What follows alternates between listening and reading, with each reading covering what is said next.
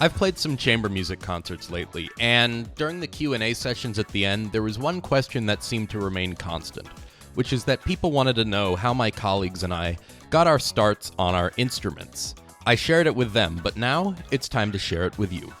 This is Cello Ben, the origin story.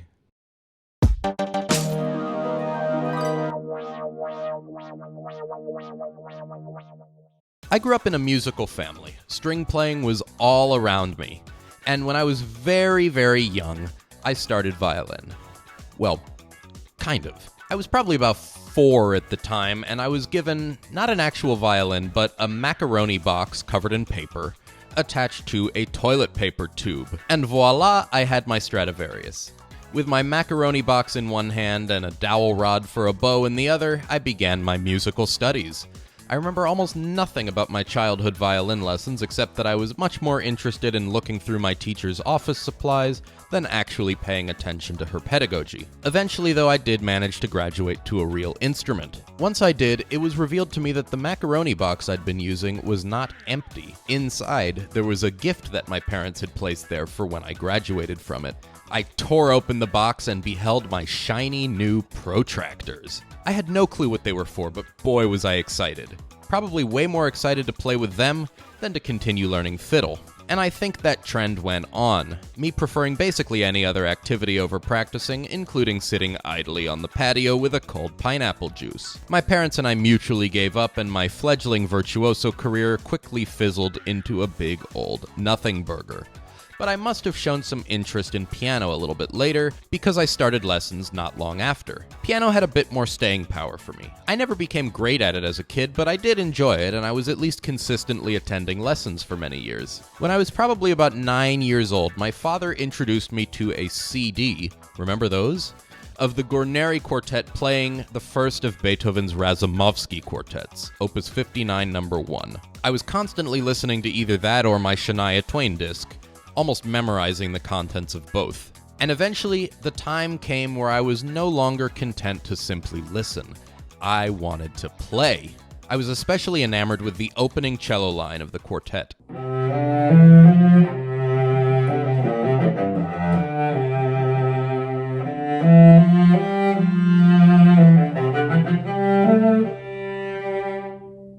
I tried countless times to get that working with my left hand at the piano. But my left hand was far less technically developed than my right, and I never managed to make it work. So the decision was made that I would begin to learn cello, so that I could hopefully play that piece for real one day. By the way, I have now played that piece on multiple occasions, and I love it no less than I did back then. Now the funny thing is, I probably had just enough technique at the piano with my right hand to execute that passage.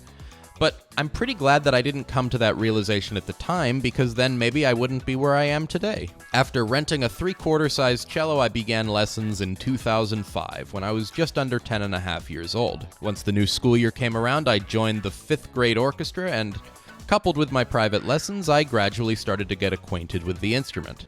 I was still taking piano lessons during this time, but my piano practice started to gradually fade out, eventually turning into such a minuscule amount that I don't think my parents wanted me to keep wasting time and money on lessons. I figured that was fine, I would just stick with cello.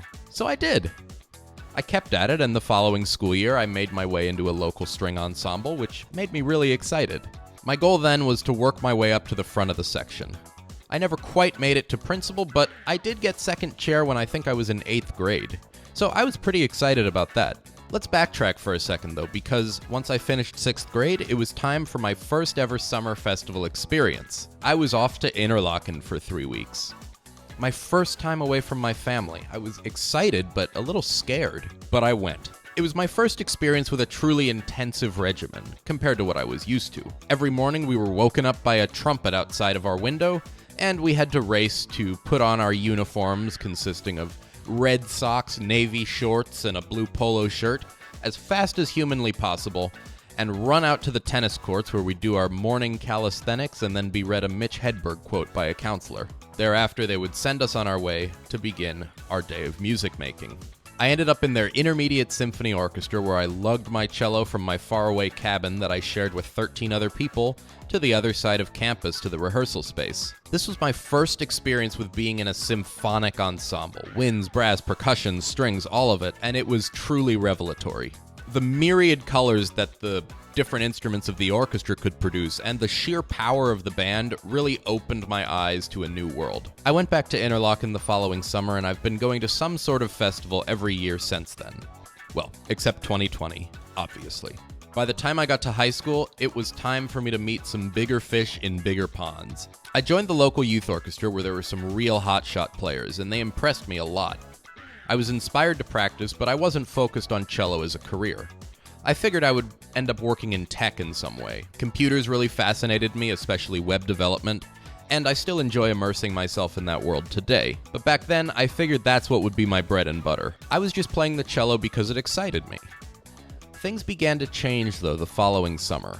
It was time for a festival experience unlike any other that I had had in the past. In 2010, after I finished the 9th grade, I went to the Meadowmount School of Music. Some of you may be familiar with it, but if you're not, it's a music camp with a rich history, having helped to train countless virtuosi who come to a remote town in New York State to live a monk-like 7 weeks, honing their craft. Meadowmount truly is the closest thing that a young musician has to boot camp. 6 days a week, you practice 5 hours a day. 4 hours after breakfast with a 10-minute break in between each hour, then an afternoon of either some free time or further musical activities, and finally a 5th hour of practice before dinner. It was, and probably still is, a place of very strict rules, where everything is meticulously enforced. Counselors would roam the halls of the bare-bones dormitories, making sure that they indeed heard music coming out of every pupil's stuffy, air-conditioner-less room. This might sound like a miserable existence to you, but for me it was actually quite the opposite, minus the lack of air conditioning. First of all, I made a lot of great friends there. But there were also a lot of student concerts on campus. Now, I was never picked to participate in one, but several times a week we would all mosey over to the auditorium and listen to our fellow students perform. And boy was I inspired. This is when something major started to click in me.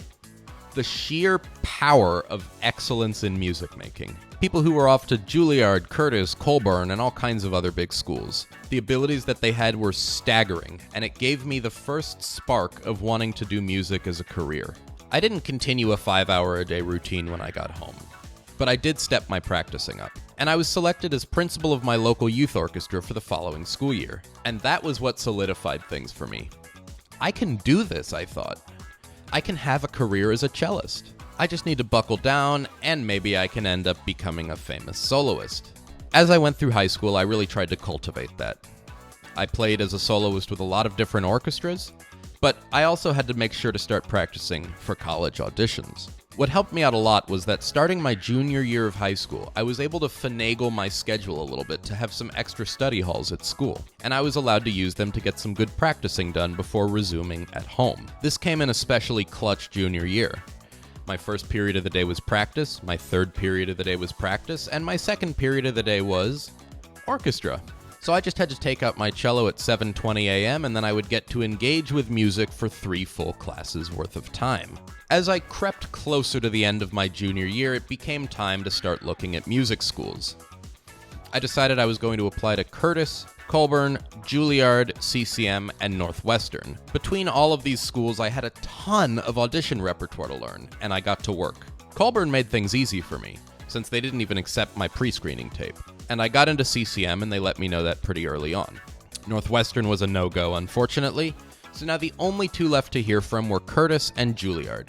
When I woke up in the hotel in Philadelphia on the day of my Curtis audition, I had an email from Juilliard, and my heart started to pound. Dear Benjamin, thank you for your interest in the Juilliard School. Now, thank you for your interest basically always sounds to me like the start of a rejection letter, so my heart started to sink. But it turned out, in fact, that what they were telling me was that my decision was going to be made available online later that day. So that was hanging over my head as I went to audition for Curtis. I tried my best to just put it out of my mind and power through. Now, the Curtis audition is a bit different from most other music schools in the US. because it takes place in 2 rounds, kind of like a professional orchestra audition. I played the first round, awaited my results, and got cut. Obviously, I was not happy about getting cut, but at least it meant that my family and I got to go ahead and pack up the car and go to Ohio a little bit earlier. When we were on the road, I honestly felt pretty terrible. I was weighed down now by not 1, not 2, but 3 rejections. As we inched towards the time of the Juilliard decision, I hooked up the personal hotspot on my phone to my laptop and kept frantically refreshing the page. Finally, just before 5 o'clock, a letter was available for my viewing. I opened it up and I did this visceral, instinctive clap of my hands, and it startled whomever was driving. But I didn't even consciously do it. And I yelled, "I got into Juilliard!" Of course, the next thing that I did on my computer was like this video, subscribe to Cello Ben's channel, and click on the bell for notifications. I hear he posts videos every Monday and Friday, and that he posts shorts sometimes when he thinks of something that'll make you laugh. So it's worth it. I ended up going to Juilliard, and I had a great experience. I learned a lot as a cellist, and it was also my first time diving deeply into the academics of music, especially with theory. I learned the analytical side of musicianship, and I rounded things out with some wonderful liberal arts classes. I got to know New York City, I did a little bit of gigging, and as I came towards the end of my undergraduate studies, it was time to do auditions again, but this time for grad school. I ended up going to NEC in Boston, where I directed my focus a bit more to learning how to become a good chamber musician. It's also where I was studying when I took my first ever professional orchestra audition, before getting cut immediately. The beginning of a string of crushing blows that were, nevertheless, all good learning experiences. As I got towards the end of my master's, I was starting to panic a little bit, not sure what I was going to do with myself afterwards. All I knew was I needed to find something. Enter New World Symphony. I auditioned for them during their audition tour, which was really convenient because they actually came right to my school. And I had a similar reaction to my Juilliard letter when I got the acceptance notification from them. I saw it pop up on my iPad during a quartet rehearsal, and I asked if we could take a celebratory break. I didn't have my phone on me, so I borrowed one of my quartet colleagues' phones, found some numbers in my contacts app on my iPad, and called some loved ones to break the great news. I had applied to several things that year and wasn't expecting to get into most of them, including New World. But New World was the cream of the crop in terms of what I really wanted to do, so I was just elated. As soon as I started New World, I was having an amazing time and I was thriving. My playing was in good shape, and the following January, I was one of the winners of the concerto competition. I was going to play Saint-Saëns with the orchestra 3 times, including once in a run-out concert in late March. And thanks to a New World connection, I was able to borrow a $1.2 million cello for the performances. But you know how I said late March? Well, it was late March 2020. You can go ahead and fill in the blanks there. That's a story for another time because it ended up being a 2-year-long saga. And of course, COVID put auditions on hold for a while too. So there was a long gap between my first ever professional audition in 2018 and my second one in 2021. But starting that September, I got back on the horse and started traveling the country, getting rejected from various places, but learning a lot. I made some videos on my channel about those experiences, but they were from back before I knew how to tell a compelling story on YouTube. You can watch them as white noise to go to sleep if you want to. My 4th ever professional audition, though? I advanced. I didn't get cut after the first round. It was for the Buffalo Philharmonic, and I was elated, thinking perhaps I was beginning to crack a code. Unfortunately, I didn't make it past the semis, but I had managed to at least pass around, so I felt like I was on the right track. I felt even more validated when I auditioned in Jacksonville, because then I made the finals. I figured maybe it was a linear path where I'd first make the semis in one audition, then I would make the finals, then maybe in another audition I would make some sort of super final round. Eventually, the next one, maybe I'd win a trial week, and maybe even get the job. My only goal in this case was to get to the finals. I didn't actually think I was going to get the job. And as soon as I played the final round, I had to skedaddle because I had a dress rehearsal the following morning in Miami Beach. And to my shock, I got a call from the personnel manager as I was going down the Florida Turnpike, informing me that they would like to invite me back for a trial week. I returned the next month, hoping that I could do a good enough job to be offered the position. I did another audition in the meantime, since I didn't know what the outcome in Jacksonville was going to be, and I got reacquainted with the old paradigm of getting cut after the first round. So I had one hope for employment. I still had a year at New World that I could participate in, but I really wanted to get this job. I was told that I would know around mid-June, and once the month started, I was almost always a ball of nerves. But finally I got the call, and I was offered the job. My family and I celebrated, and I barely slept that night. But I didn't care.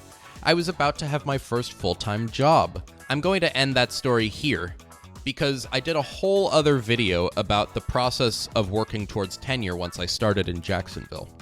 If you still have some time, I'd recommend taking a look. I'm linking it above, whichever side it's on. We'll see. As always, though, I want to hear from you. What's your musical path been like? Let me know in the comments below. If you haven't started down a musical path yet, but you're an adult who wants to start learning to play cello, I would like to direct you to my course, which has all of the info you need to get started, even if you've never played an instrument before, and even if you don't know how to read music yet. It's available either by visiting the address on screen or by clicking the link in the description.